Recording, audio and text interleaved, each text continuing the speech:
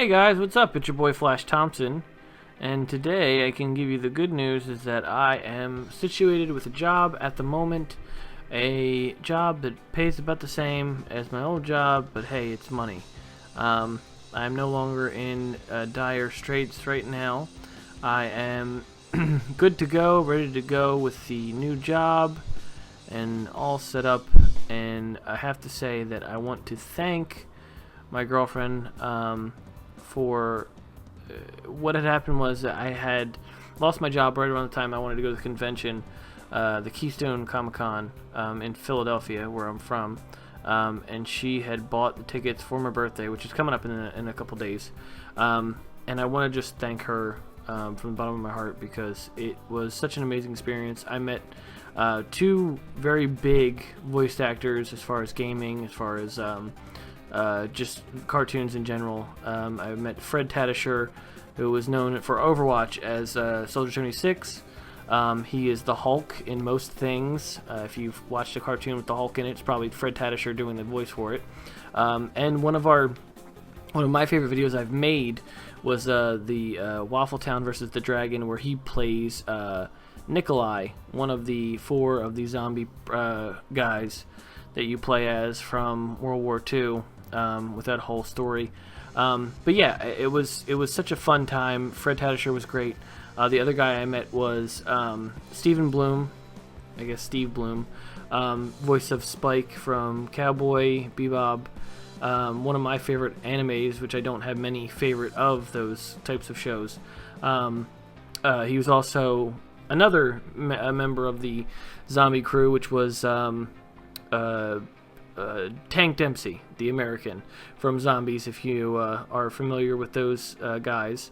So that was just a fun time. I did want to meet Retro Replay, which is Troy Baker and Nolan North, who are 2 big other voice actors. Unfortunately, I don't think I was financially stable to just be spending money, so I kind of found the most, I guess, budgetary strengths and just found a way to just have 2 of those guys sign some cool pops that I have, and hopefully I can get back on my feet as far as, because the game plan was to originally start with a channel, or the channel doing videos, live videos of me showing off pops, showing off custom pops that I've made, showing off, just me designing custom pops, stuff like that I want to start doing, but I need to situate a new living area. I need to figure out all the different stuff. I just wanted to give kind of an update for everything, and there's nothing really I wanted to complain about because everything's right with the world. It's not like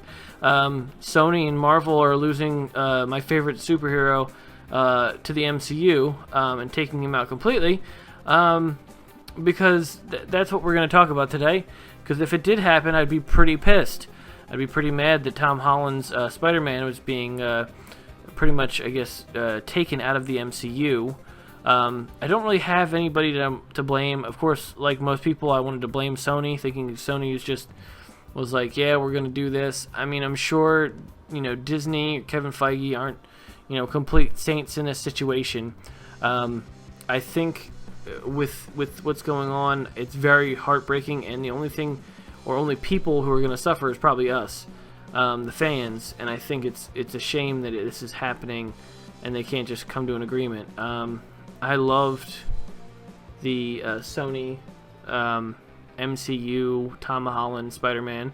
I felt like a lot of things were different from what I liked about Spider-Man, but I thought it was a pretty good representation of the character. He was probably the youngest out of all of them that's been around, and I think that's a pretty good representation to do an actual teen, Peter Parker. That being said, I mean, I'm sure that whatever they're planning as far as Sony, I'm sure they're going to do something big with it and have some kind of, plan towards what they're going to do from now on. I'm optimistic about, trying to see if they'll do a crossover with him and Venom.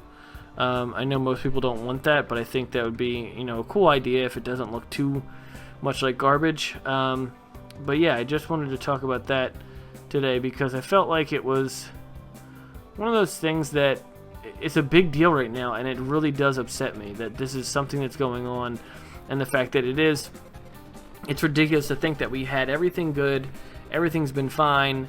Endgame was over, and we had some big, fantastic finale, and we're like, where are we going next with this?